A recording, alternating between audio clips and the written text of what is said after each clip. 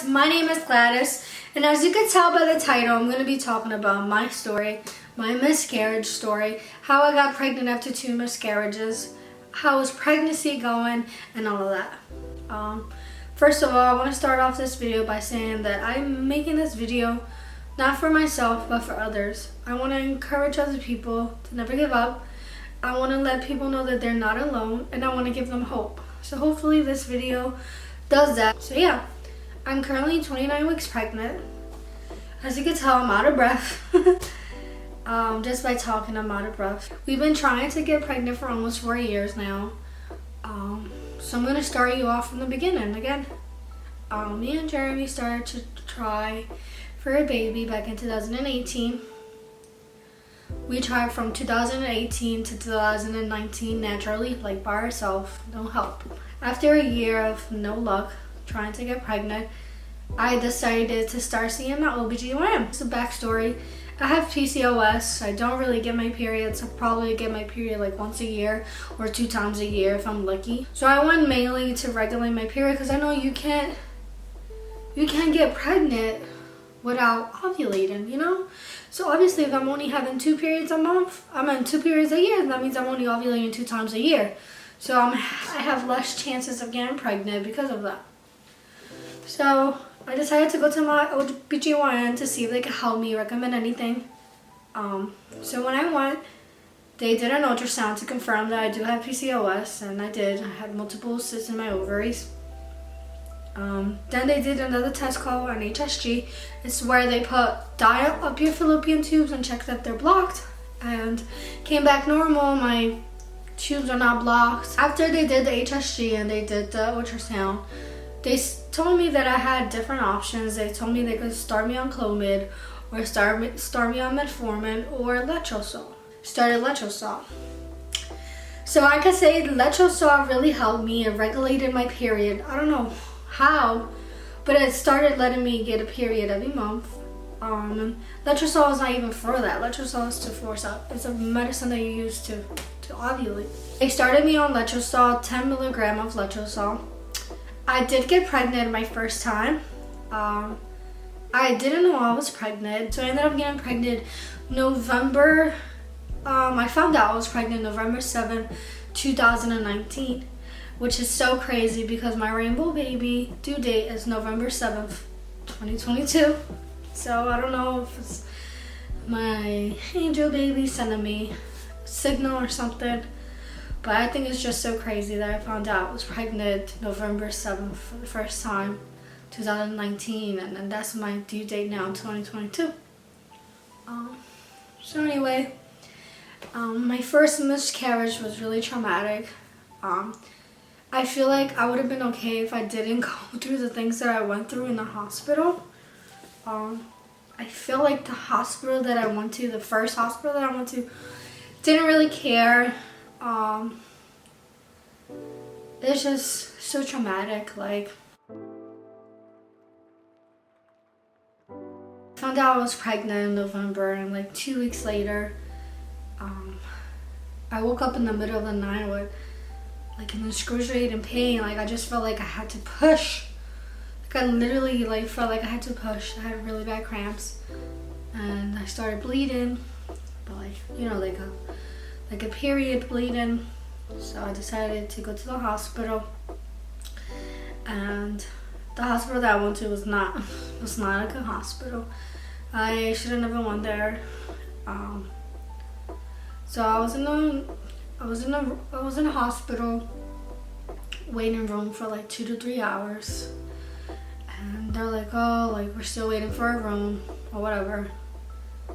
And as I was waiting there, I felt like something like come out, you know, from where. So I felt something come out, and I just knew it. I was like, this is happening. So I went to the bathroom, and there it was, the little sack and the little baby. And obviously there was a lot more to that. So, you know, I was freaking out, crying in the bathroom. And my best friend went to the front, and she told them like, hey, like her baby came out, like can we get her to the back? And they're like, we're still waiting for a room. So at that point, I was like, no, I don't want to be here. Let's go to a different hospital. So then we went to a different hospital, and they literally, like, I took like the sack and stuff and I put it in a napkin. I'm sorry if this is TMI. I took the sack and all of that, put it in a napkin because I wanted to show the hospital. So as soon as I got to the other hospital, they literally took me right to the back. I gave the doctor what I had collected. Took it to the back to examine it. So they did confirm that it was a miscarriage. And I think I was more like shocked than anything because I've never really heard of miscarriages. I mean, I did, but I never heard of it happening to someone so close to me. So I don't know, I was just so shocked and traumatized that the first hospital didn't really care, like, you know. It made it even more worse than I think I would have been okay if I would have went to the second hospital and then they treated me the way that they treated me. Even the nurse that they gave me was a nurse that went through a miscarriage, so she was there to talk to me, console me, you know, not like the other hospital. So anyways, yes, my first miscarriage, I felt like it was my fault. You know, I felt like I did something for that to happen.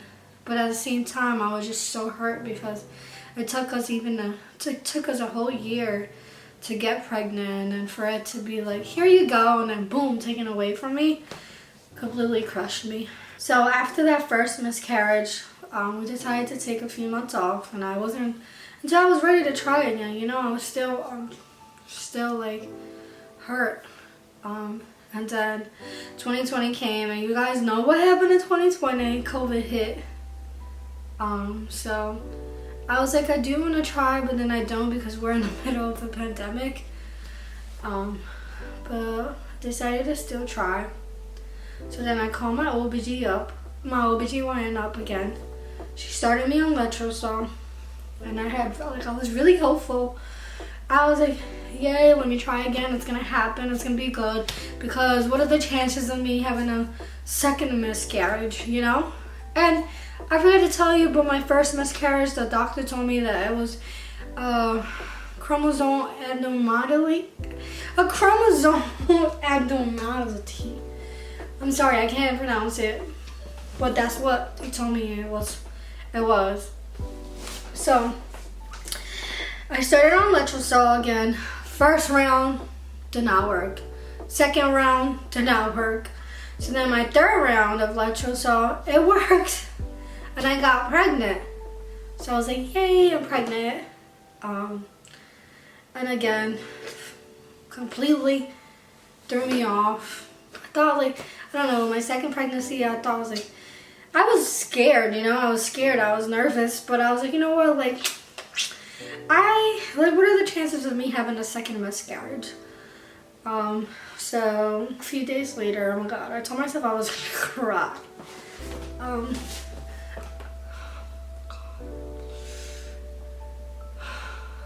Okay, you better not cry, girl.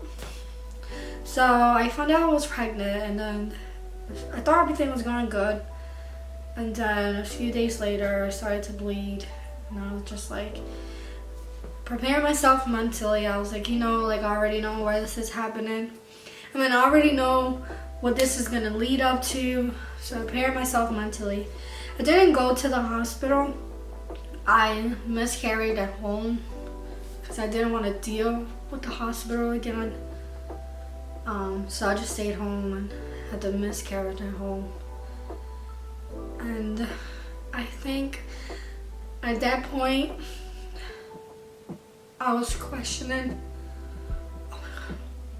I said I wasn't gonna cry. Here I am crying. You know what?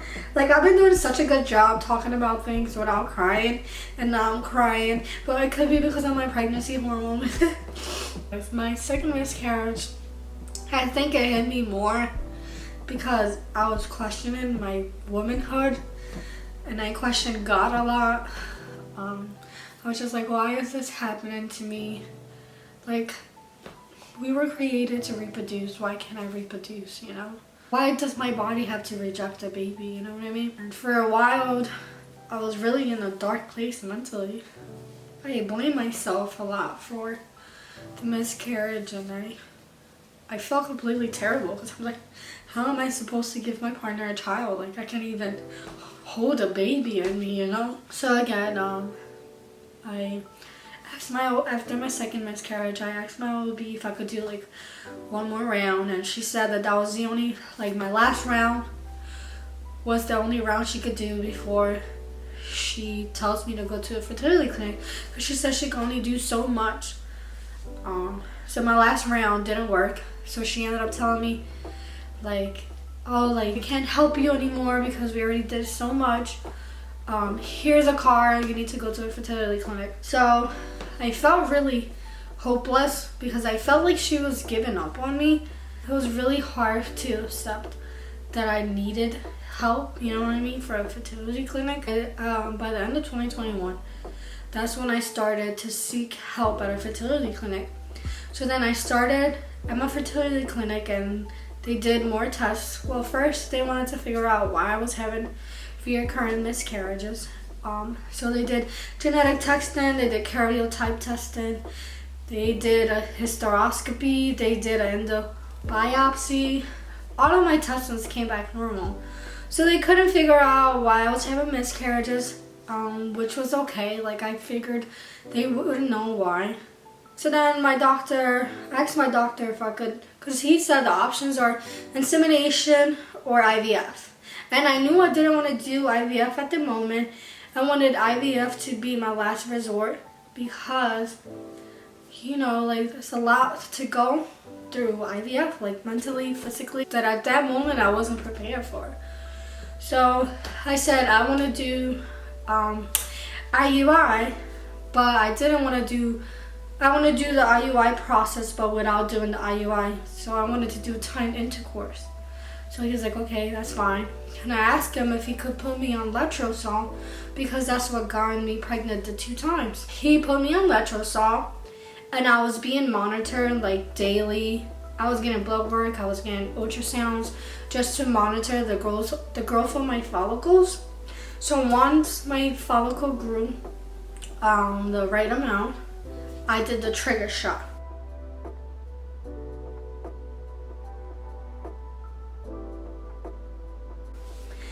And with the trigger shot, it just forces my body to release the eggs.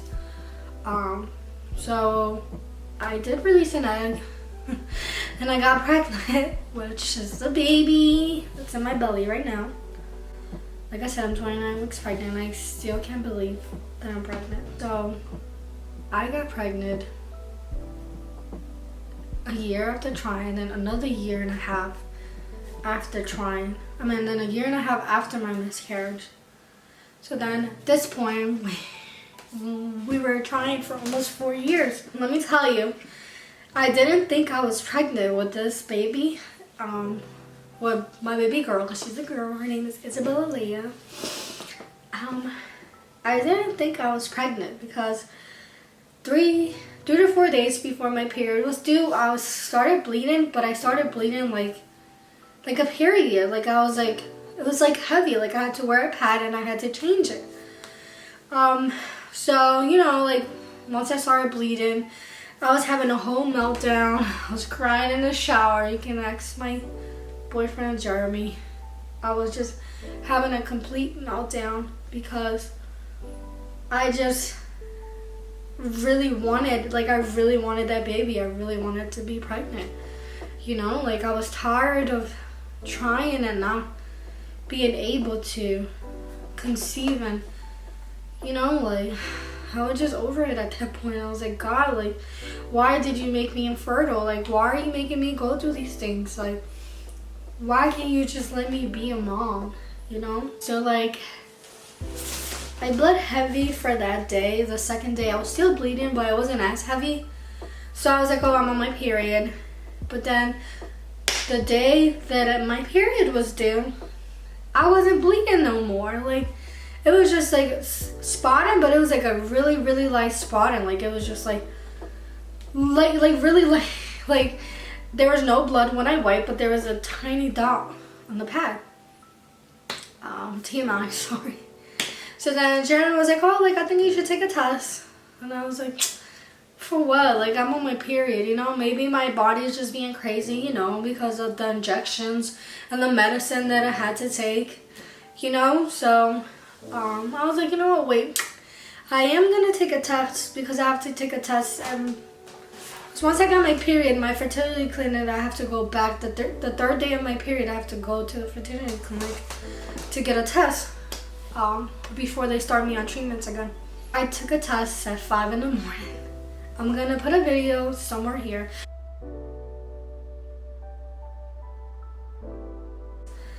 And I kid you not, like, it wasn't even like 2 seconds after I dipped my pee after I dipped the test in my pee, came out positive, and I was just so shocked. I was like, is this like real or is this fake? You know, because if you've done the trigger shot, you know that you have to test the trigger shot out because the trigger shot contains HCG, or what's HCG, not HSG, HCG hormone.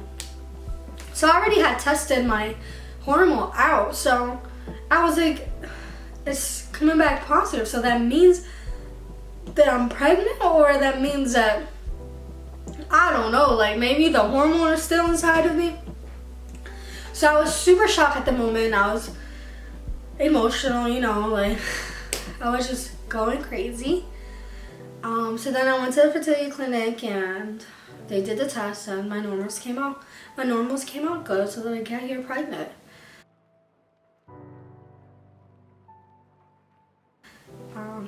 I'm not gonna lie to you.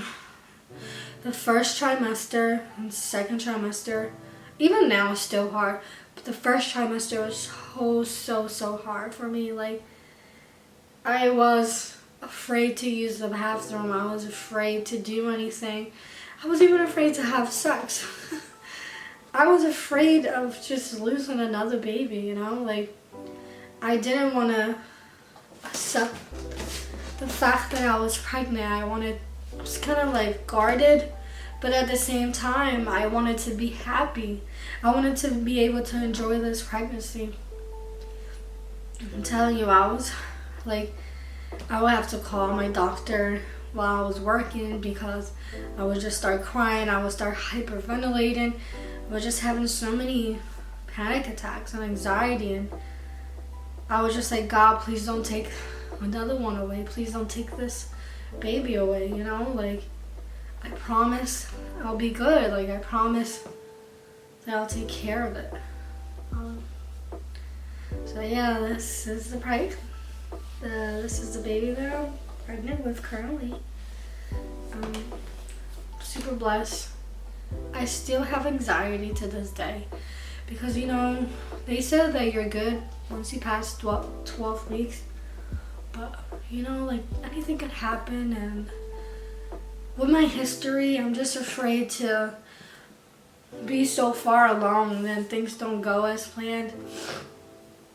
So yeah, like I'm telling you, pregnancy after loss, it's not easy. It's not easy, but it's worth it, you know? So I guess that's my story, and this is what I've been through. I felt every feeling that you could think of. I felt like a failure. I felt like I wasn't good enough. I felt like it was my fault. I felt like I wasn't a woman. I felt so many feelings going through this whole infertility and miscarriage journey. So I guess my message to anyone who's going through this is, don't ever feel like you're alone. Don't lose hope. And if you need help, get the help that you need. Talk to someone, you know? Something that helped me through this journey was I was part of a support group on Facebook. You could join those support groups on Facebook or see if your hospital has any look up support groups. Maybe you could find someone that you know could relate to you and know what you've been through, you know? I guess this is what I gotta say. So ladies, if you ever need someone to talk to, I'm gonna link my social media down below. You could talk to me, you could comment down below on my video. So yeah, I hope this video helps someone out, you know? If you have PCOS, get the help that you need, you know? Don't ever let a doctor tell you, oh, lose weight, because that's not an answer. Find another doctor, you know? Because I know one of my first doctors, when I started going to the OBGYN, they suggested for me to lose weight. But I'm like, I don't even think I need to lose weight, you know? PCOS, there's so many different things, and you could do so many things to help with PCOS, you know? But anyways, thank you for my video. This is my story. I hope this helps you or helps anyone out. Again, if you have any questions or any suggestions or want to talk about anything, comment down below. Again, thank you for taking your time and watching my video today. I hope you have a great day. I'm sending everyone all the baby dust in the world, and I hope you get your rainbow baby or your miracle child.